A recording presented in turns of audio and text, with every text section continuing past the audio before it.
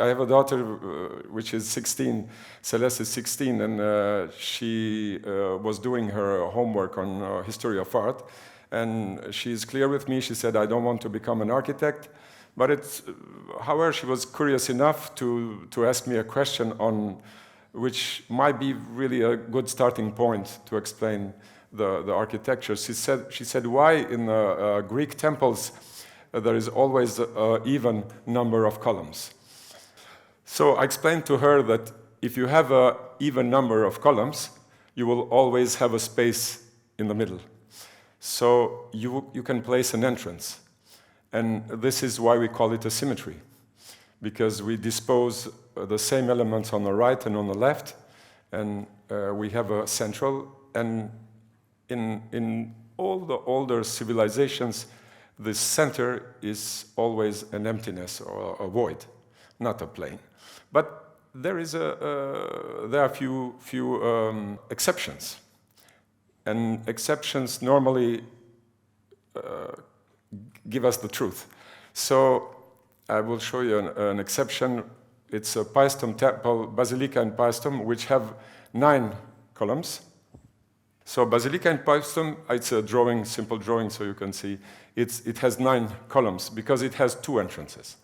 So you see there are 3 columns, then there is an entrance, 3 columns, an entrance, 3 columns, an entrance. Okay, this is like a little bit mathematic, but this is not what I really like to tell you.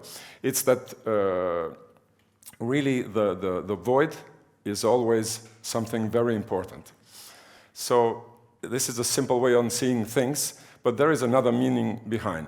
So if you consider a column as a plane and a space between the columns a void, you have an even number of planes and an odd numbers of voids. And in the middle, you will always have a void. So this is true, as I said, in all the older cultures.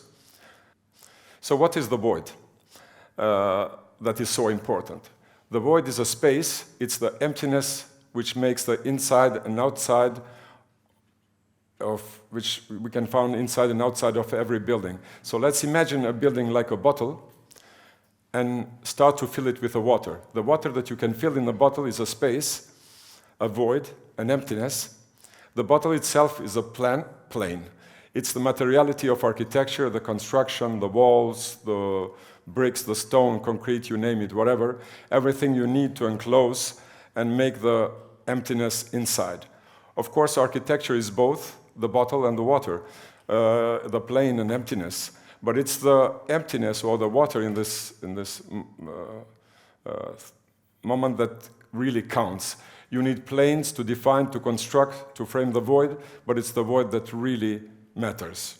So the void or emptiness is the center of any architecture. Architecture is a work of art, but it's a work of art with the inside that we can live in. The inside can be an outside sometimes, but it's still architecture. In any situation, it's a space, an emptiness, a void that is central. It's a simple thing, but to me, it was a discovery. So when we imagine a building, a site, a project, we have to start with an idea related to the void. But let's not forget that every building should have a meaning. So what's the meaning? Meaning, it's the other side of the void. Void and meaning are one and only. You cannot separate them, but I will do it just to be able to explain better. So let's conclude that the void or space or emptiness should have a meaning. If you can say that, the void is more phenomenal than the meaning is more social. So if you start with the idea that's the idea of a void, you will have a meaning. So void and meaning are one and only, and they are the beginning of architecture. So what's the next step? I explained that architecture starts with the idea of space, which is the idea of the meaning of the future building, let's say. After, you would have to define and decide a program which is actually a very practical thing. You imagine rooms, spaces, a certain program you might need. After, you will dispose, compose all these elements into a project that needs to reach the unity that you have in mind somehow. When all this is done, you will start to articulate. Articulation is a very important process. It's a final process, which is finding and maybe reaching what the building wants to be. The most common mistake in architectural practice is wanting to do something very precise at every cost. I illustrate it with the image of someone who is trying to fit the elephant into a small car. Articulation is a way to understand what the building wants to become. When you do so, you just follow the path until you reach the moment when you feel the unity and you see that you can stop, or you have to stop. So, because architecture is rational and intuitional at the same time, with rationality, you can conceive parts. But with the intuition, you can feel the unity. Architecture can be many things at the same time, but there is only one thing that can be only architecture. It's the feeling of space, feeling of beauty in space. So what's the beauty in architecture? Beauty is the feeling of harmony, a moment when all the composing elements have reached the equal relations to one another, and this has such a power that it becomes visible. Beauty is the manifestation of love. Without love, there is no architecture, and just meaningless, endless construction that unfortunately fill up and destroy our environment.